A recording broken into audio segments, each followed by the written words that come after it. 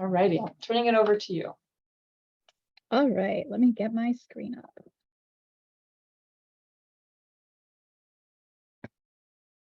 Okay. Let me move the chat so that I can see it. Okay, the first thing I want to do is drop in my link tree. So you'll find all of the links, including the presentation slides, will be on my link tree. I find that makes it pretty easy to keep everything all in one spot. So who am I? I'm Amanda Larson. I'm the Affordable Learning Instructional Consultant at The Ohio State University. And we're going to talk a lot about that today. So the agenda that I have in mind for my talk is that I'm going to share my initial job expectations. I'm going to talk about how COVID disrupted that, establishing a new normal, and then donor engagement and strategies. And then the "but I'm an imposter" section will be about my open education work that's focused on open pedagogy. And then I have some takeaways to share with you. And I am hoping that that will leave plenty of time for questions. So my initial job expectations, I left my role as the open education librarian at Penn State University in January of 2020. And moved into this role at Ohio State. And so I was expecting that I would be doing lots of OER curation, helping people take a look at their syllabus and find OER to match that I would be supporting the Affordable Learning Exchange grant program, both through OER curation and project management. And that I would also be responsible for developing some professional development opportunities for my colleagues in the library around open pedagogy and OER. My job description says that I will work closely with ALX to help instructors find, curate, create, and use open educational resources and affordable learning materials. So we also try to make sure that if there are library options, that we use those as well. Assist with transformative course and assignment design as a result of the adoption of affordable learning materials. So helping folks with open pedagogy. And then work closely with ALX to help instructors find, curate. Oh, I already said that one. We'll move on. And then help them assess the effects of adoption on student learning at the course level. In addition, the rest of my work would be in the libraries, and I would lead the affordability initiatives there. So that means that I am responsible for leading the Affordable Learning Working Group, which is a group of folks from the libraries, from all different sectors of the library who have an interest in affordability and open. I would be designing professional development opportunities specifically for university libraries, staff, and faculty. That I would provide support to liaison librarians who are working with folks who want to adopt OER or affordable learning materials. And so I envisioned that it would be like a pretty typical, I would do lots of in-person outreach and make connections across the university. And about a month and a half into my position starting, COVID happened and we were sent to work from home. And during that time, I was pulled to support the university-wide Keep Teaching initiative. So it was a support line where instructors could call to help transition their course into an online version of our offering. And we helped them set up their Canvas shell and also their syllabus for this. And then I also had very early on in the pandemic, a failed virtual professional development offering, which I'll talk a little bit more about later. So the new normal, what does that look like? I work from home, so there was transitioning out of the office and all of the plans I had and figuring out how to do that in a virtual environment. One of those really hard things was figuring out like the right spot in my house to set up an office, because my roommate also works from home and had already been working from home previous to me being set to work from home. And so they have their office and I needed to find a spot in the house for me. So I have been in like 4 or 5 different positions in my house. And then I had a lot of anxiety about when we would have to go back to work. And my sister has an autoimmune disease, so I'm very, very careful and cautious about COVID precautions. I felt that I had really limited opportunities for traditional outreach. Like I could invite people out for coffee. I couldn't go to like mixers at the university because none of that was happening. So there were fewer networking opportunities. I was really burned out after the failed attempt at doing virtual professional development. And there was like a real perceived lack of interest in my colleagues and the work that I was trying to do. In addition to that, I was pulled onto a large project to help develop the instructor resources website project. And we ended up building that out twice. The first time was on WordPress, and then communications decided that they didn't like the way that looked or how it functioned. And so they moved us onto Drupal, and that's been a much better solution, but it meant that we built it twice. And because we couldn't really translate the work we had done in WordPress because it was set up very blog style into a website format. So we had to re-envision what that would look like. I'm responsible for the affordable educational resources section. The other thing that happened while I was in this early stage of COVID time was a focus on donor engagement. So my position is 50% funded by donors, and then the library picks up the other 50%. It's a 5-year contract. And so one of the things that I didn't know, wasn't in my job description, was that I would be spending a lot of time talking and engaging with donors. And that was something that I would never have been allowed to do in my previous job. So I was like really worried about it. So I gave a talk about affordability at the Dean's Advisory Council to the donors who sit on that. And that was pretty much a hi, this is me. This is how I got started in affordability. And this is what the library's initiative has been up until this point, which means I had to do some fast learning about what had happened before I got there. I was meeting regularly with our folks in development to plan donor engagement opportunities. So whether I would have a one-on-one Zoom call with them, or later on, just this March, I had lunch with the donors who funded my position. And I was just like, this was just all wild and new to me. So one thing that I have gotten exceptionally good at is writing thank you letters and making videos that thank folks. I have probably filmed about 20 thank you videos for donors at this point, and I have written a lot of handwritten thank you notes that have been sent out on my behalf to donors who support our affordability initiatives in the library. So I thought I would share some strategies that I have developed for working with donors over the past 2 years. And the first one is metrics. Some donors are really only interested in the numbers. They want you to have statistics. They want to know about the return on investment numbers, and they really care about it more as an affordability initiative rather than necessarily an open initiative. They care that students are saving money and that they're better able to attend school without having financial difficulties. Storytelling. So you need to be prepared to tell your own story. How did you start doing this work? How has it affected you personally? And so I had to craft both in written and in verbal a way of doing that storytelling that was concise and really drove home sort of the personal impact that this work has. And then storytelling for your institution. So you need to be prepared to tell the story of your initiative and highlight successes in it. For me, that looks like highlighting folks that I have worked with. So right now, I talk a lot about working with Hilary Bussell on transitioning her course into an open pedagogy course. And I talk a lot about the ALX grant winners that I work with and how they have saved their students money, but also the other ways that they're engaging in pedagogy and with different resources. And then one thing that's really great for me is that my development team is very hands-on. And so they helped me with this next one of know your audience. So who are the donors? What do they care about? What's their background? What kind of giving do they do at the institution? Development provides all of that for me typically ahead of any meeting that I have with a donor, just to give me an idea of who I'm talking to and to make better connections with the stories that I might tell.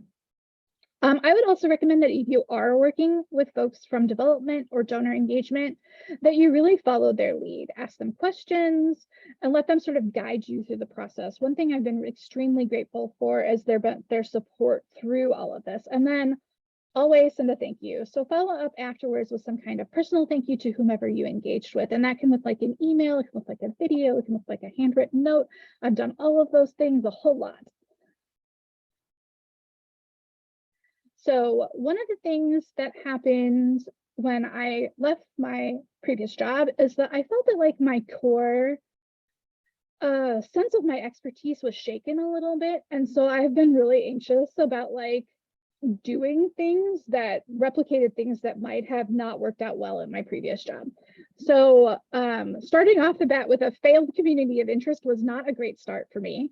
So I was asked by the Teaching and Learning Committee in the library to create a professional development experience for other librarians and staff in the library around open pedagogy. So I created a 4-module asynchronous open pedagogy training. And I plan to facilitate 4 synchronous Zoom sessions for discussions and questions around the content of those modules, and only 1 person registered. And there are a lot of reasons why that could be. It could be that they were all overwhelmed with all of the professional development opportunities that were coming out, because that's what everybody was doing at the start of COVID in my library, was looking for free things to do. It could have just been bad timing in the semester, particularly since we had just transitioned through the Keep Teaching module of our university initiative. And it could just be that the folks who were supposed to advertise it didn't do a great job of doing that. So that did not lead to a great start for me, thinking about, oh, I'm this expert in open pedagogy. I have all this information to share, but nobody really wants to hear it. So when Alex asked me to develop the open pedagogy module for their Alex Foundation course, which is a new thing that all of the grantees take. And so I took the information I made in that previous module and I was like, well, it didn't work there. I'm going to try it here. So I also recommend like reiterating where you fail and use that elsewhere. You already spent the time making it. And so they all got to take this open pedagogy unit. And then I was presented with the opportunity to join the team in my unit, Teaching and Learning, to help develop a general education course that's going to use open pedagogy from start to finish. So I got to train my team in open pedagogy. I gave them a great presentation. We collaboratively defined what open pedagogy meant to us and how we wanted, like what philosophy we were going to take forward into the course. And now I provide guidance on assignments and licensing and making sure that everything is transparent to students, that we're getting their consent, and that it's scaffolded properly. Next was the biggest case of feeling like I was an imposter. I got asked to help create a course for KPU's professional program in open education. I was like, I don't know if I can do that. I've never created a course on my own. It's been a really long time since I've worked in an LMS like that much. And so I did that. And it was a really great experience, but I was very anxious about it. And so I developed a course that really takes folks through who are support professionals who are thinking about open education and walks them through to this open pedagogy experience. So they get to understand what open pedagogy feels like as a student. And it was a really great experience. And I'm really excited for the first cohort to go through it, which I think will be happening this spring. And then I also had an opportunity to help my colleague transition her course into an open pedagogy course. And this is the one I talked about earlier, where she reached out to me through a colleague. And they were like, Amanda can help you with open pedagogy. And I was like, yes, I can help you with open pedagogy. And so we had a great talk about how she wanted to revise her course and what she was really looking to do, where she was weaving in information literacy into the course. And so I was like, I think that with what you're talking about and that the fact that they have to create all of these learning objects, it might be a really great fit for Pressbooks. And they could each have their own chapter. And we can take a look at what that looks like for the assignment structure. So we went through and we built out chapter templates for those. And I also talked her through getting hypotheses in her course and using it for annotating the reading assignments. And then she invited me to come and do a Pressbooks training for her students. So I set up a little workshop and did something I'm really familiar with, which is Pressbooks training. And so I went and I helped them all get into the book and understand how that they would add images and media, and caution them to make sure they were saving their work often. And it was a really great experience, and we're hoping to do it again in this following spring. And then teaching with OER, I got to train 3 instructors in open pedagogy for an ALX grant, and it's for first year writing, and they're hoping to transition that entire program into a course that uses OER. So there is a good chance that we'll probably use this training again as more instructors decide to teach with the OER materials. But I developed another asynchronous course that folks could take and go through. And so they got some OER basics so they understood licensing and what is and isn't an OER, and the 5 R's, so that they understood what they could and couldn't do with an OER depending on the license. And then they worked through a module on open pedagogy and assignment redesign. And the goal for that is just that they redesign one assignment to use open pedagogy. And then we had a synchronous workshop together in August, where I led them through my pretty typical open pedagogy workshop. And I provided them with assignment feedback through the LMS. So they got to pick an assignment from a unit, tell me how they would redesign it with open pedagogy, and then I provided them with feedback on that experience. So strategies from transitioning from just supporting open pedagogy to doing open pedagogy yourself. I really had to sit and think when I started designing my course about, oh my gosh, where do I even start? So I was like, okay, I'm familiar with backwards design. That's what I'm going to use. So you establish the goals for your course first. What do you want students to learn? I knew I wanted them to have an open pedagogy experience. I knew that I wanted them to take away the basic tenets of what they would need to support an instructor who was doing this in their course. And then I needed to think about how I would assess that.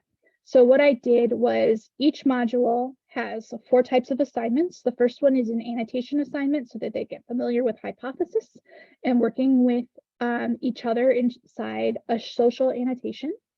And then I also have them do a reflective activity. So they think about what they've learned and bring that back to the table.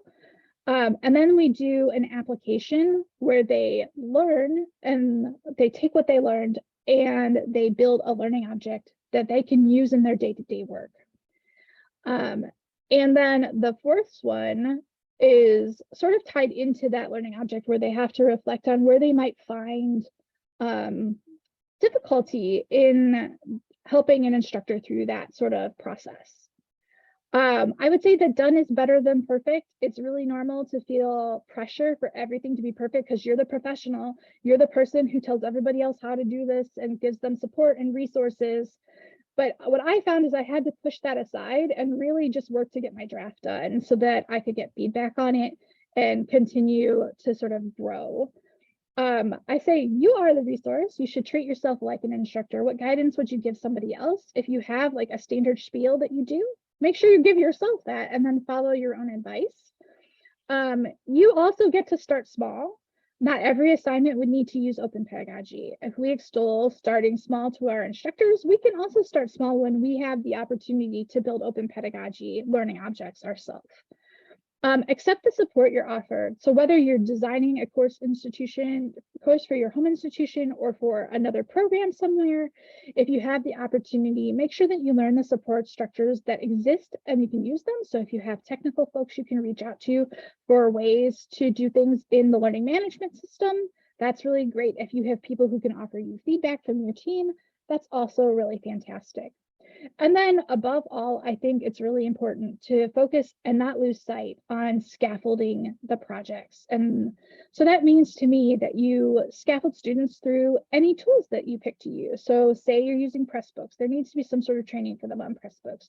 If you're using Hypothesis, there should be some training on Hypothesis. And it should also explain to them why they're doing that work. It should be really transparent.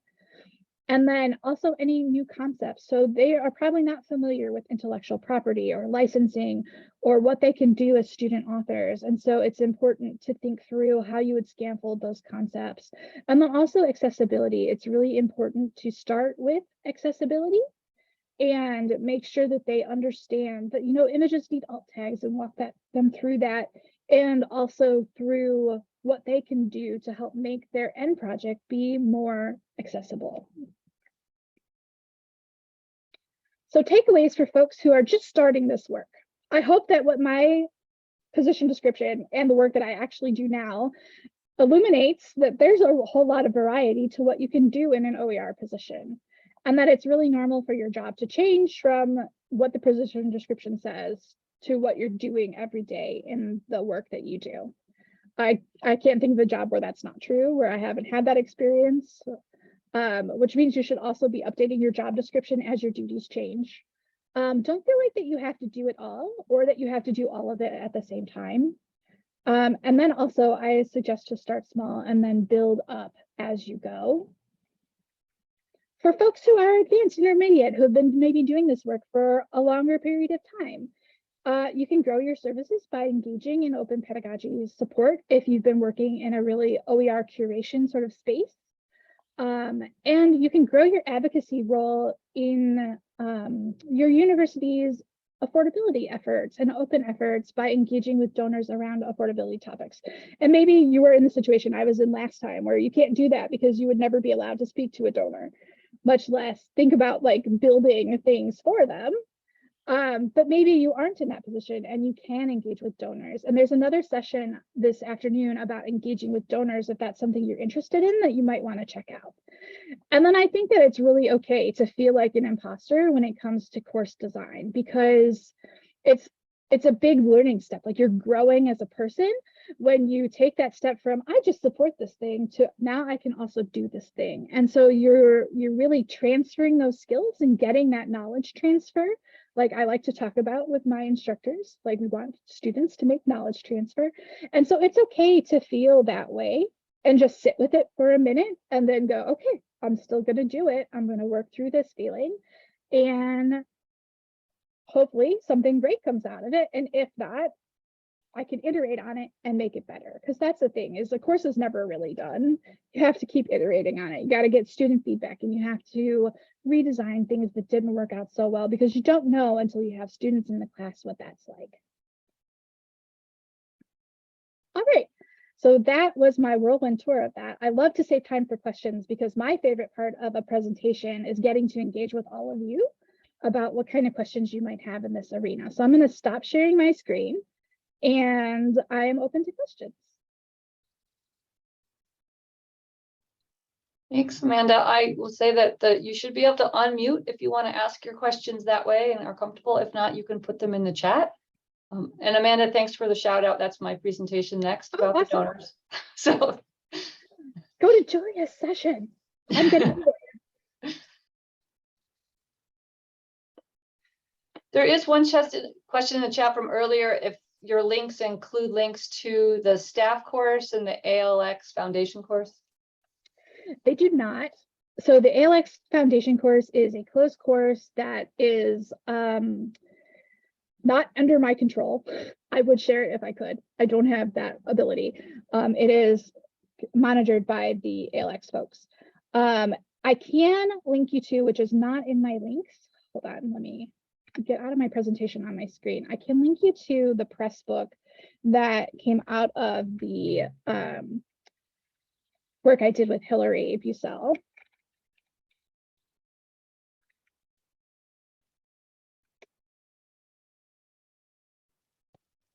And how that panned out is that students were given the choice to decide whether they wanted to share their chapter or not. And so some of them still chose to share it with their copyright intact without an open license. And then there were a few people who chose to openly license their chapter. So next time around, we're going to do more education around you have to actually pick something, because the default is for all rights reserved copyright in the book.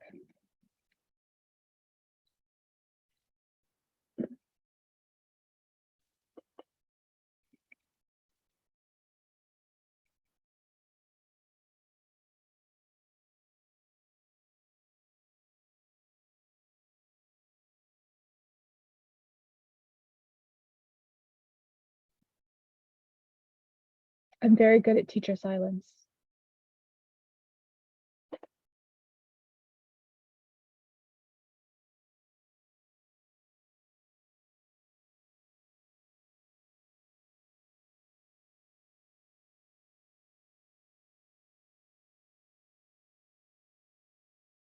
Well, I'm going to ask a question, and other people please do. So you had mentioned early on that the failed professional development attempt, which I think we can all relate to, and that was for your other librarians within the OU system, right?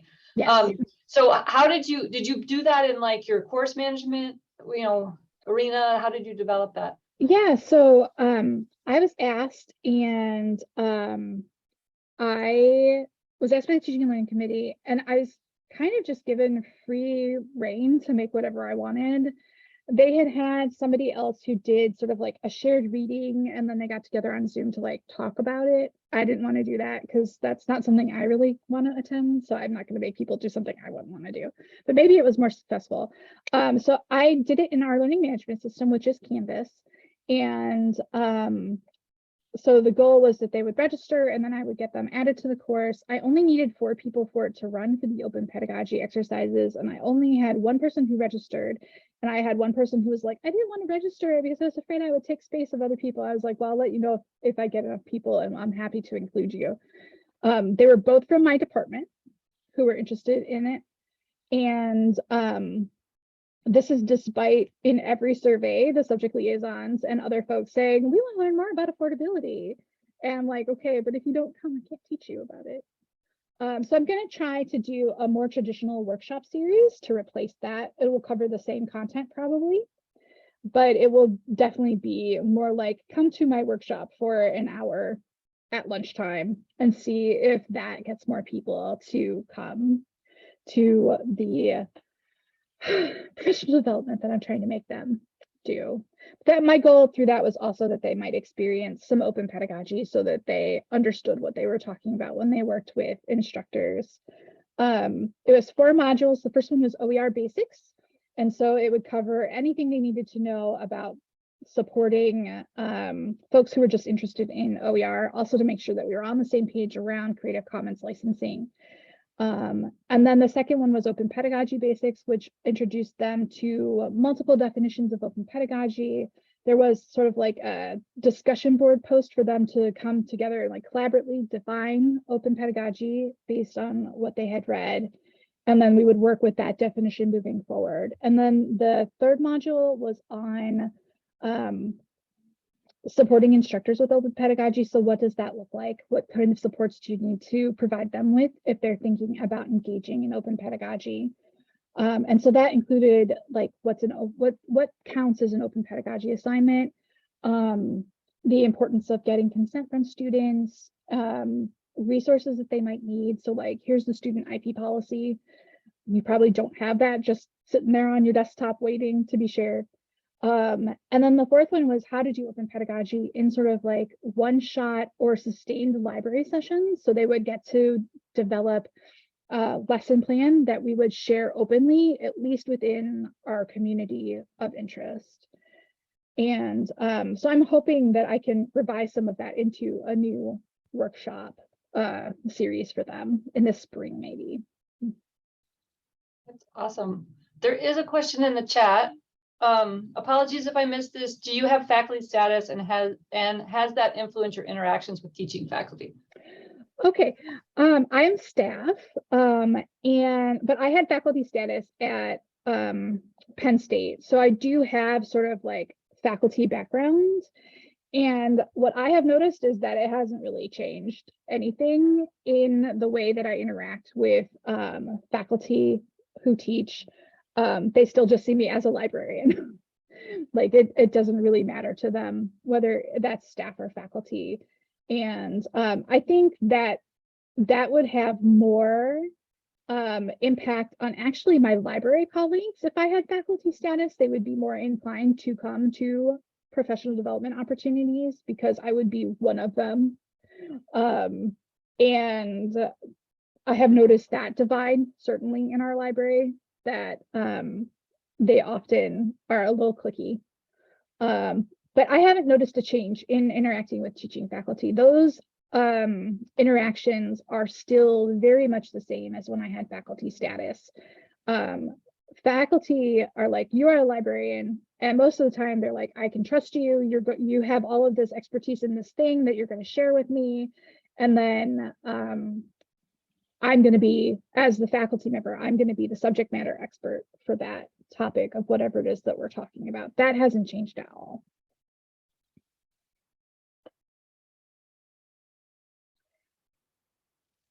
Have any of you noticed that your positions have changed drastically since we all experienced the pandemic? I'm happy to hear those stories too.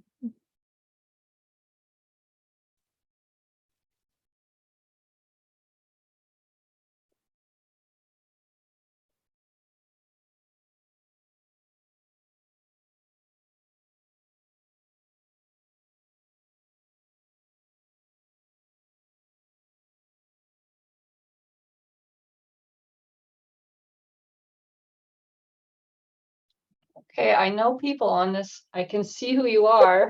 I could call some of you out about difference in positions and things, but I'm not going to do that. I'll let you guys speak up. I was doing outreach before. I kind of stopped during COVID, so that's why I'm picking up some OER responsibilities. Yeah, that makes sense. I think that was the hardest thing, was like trying to figure out how outreach works in a virtual setting. And I still don't have the answer to that question. Oh, you're brand new in your position. That's fantastic. What are your responsibilities center around? What have you been charged with doing?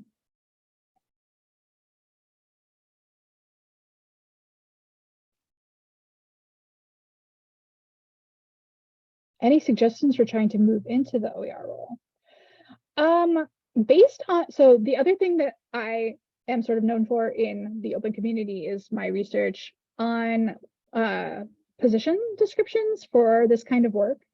And I would say that familiarizing yourself with the way Creative Commons talks about their licensing is really helpful for moving into this work. And thinking about what kind of, it kind of depends on where your interest lies. So there are, in my opinion, there's a couple of buckets around what this work can look like. There are places that want you to like build a grant program right away. Like that's what they're hiring you to do, is to build a grant program. And so that looks a little bit different. And than just somebody who's getting hired to do OER support for courses. Here is a, here's my drive of my folders of position descriptions. I would say take a look at those and see like, what of those things really strike you as what you want to be doing? And I think if you already do copyright, like there's good reason, like that's like a great extension towards doing OER work. Like you already have the copyright background. I would say that you can help people understand Creative Commons licensing as they adopt or adapt OER. And thinking about, I would say take a couple steps back and look at sort of like the big picture of your institution. What does affordability look like? Like, is it straight affordability where people just care about saving dollars for students? Or is there a big emphasis on the open aspect of it, because that can change the way that you pitch that? And I am happy to talk with you more about that offline if you want. My book of consultation link is in my link tree, and I have these kinds of conversations a lot. But I would say definitely like do the research about what your institution needs as a starting point, and then figure out how to shape the things you like to do or would like to do with OER into that bigger institutional picture. That would make a good argument for doing that kind of work.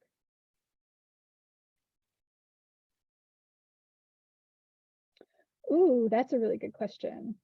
What kind of support has been useful or needed from IT, especially folks who manage the LMS and other teaching and learning technologies? What support do you wish you had for OER? So at my institution, it has been really useful to connect with IT folks around LMS plugins.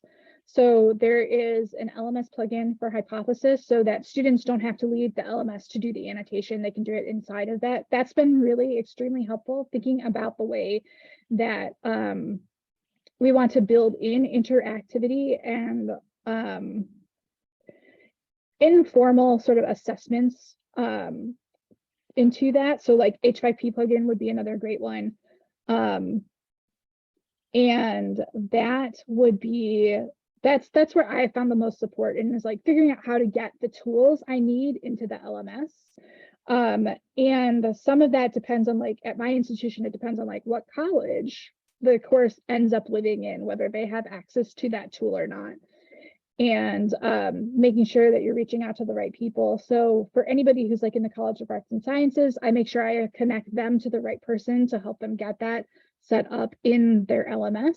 And connecting with those folks is really helpful. So the other part was, what support do you wish you had for OER?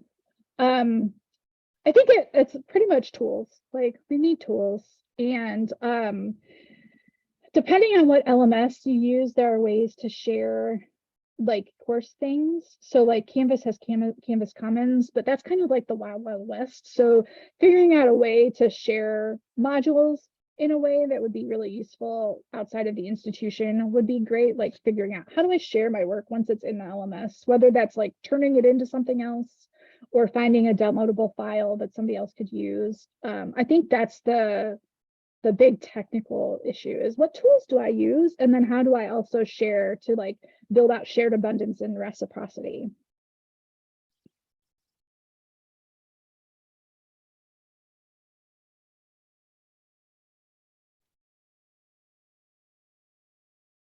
Awesome. I'm glad that was helpful.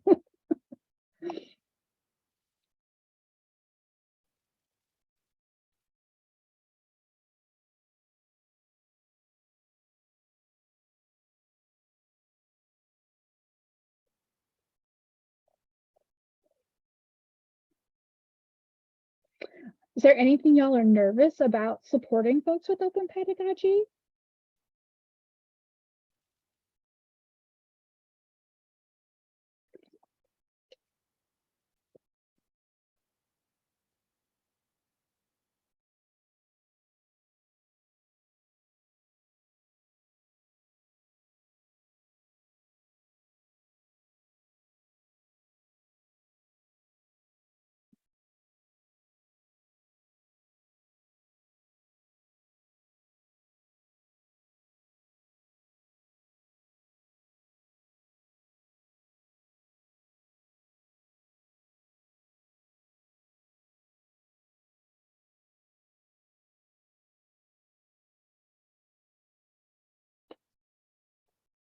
Well, I was thinking that your modules that you created for your colleagues who didn't sign up, I would like to sign up for the open pedagogy one, because I have some experience, but I've never done it. Like you said, you teach about it, but you don't do it. So I think the modules that you created probably would work for faculty too, right? Where they would learn kind of, how do I do this thing that you're talking about that sounds cool.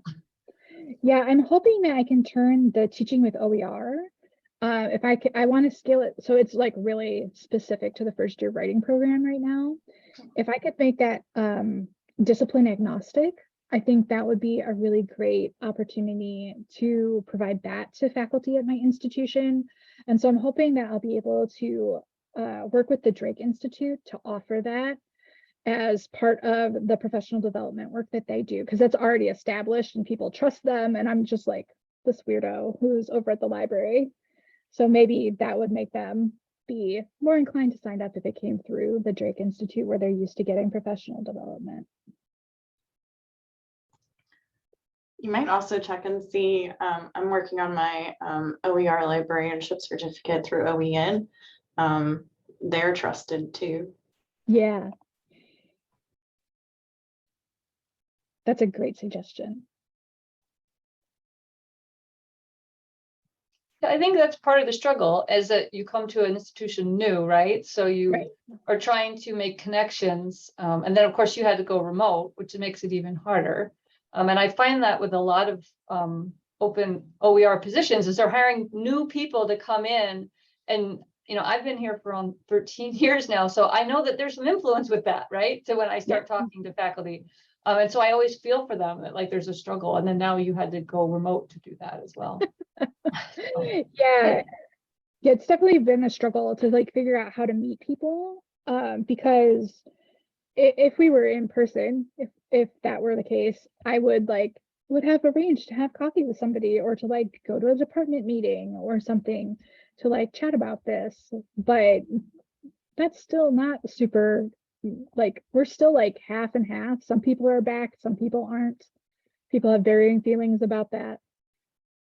And so it's made outreach really difficult. So I wasn't able to build relationships in the way that I typically would have, or the way that I had planned to. Like I had like a whole plan for like where I was going to go meet people and like what we would talk about, events to go to, and then like all of that got canceled.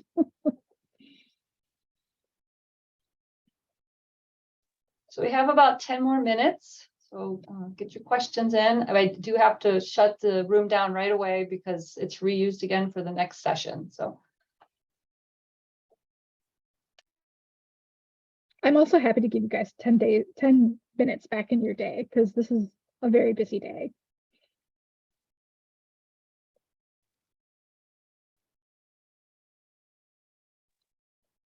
So Amanda, did you maybe want to put your information in chat and then wanted to follow up? Any pressing questions? I will end the recording. Don't ask any great questions after that. I'm turning the recording off. That happened last time. All right.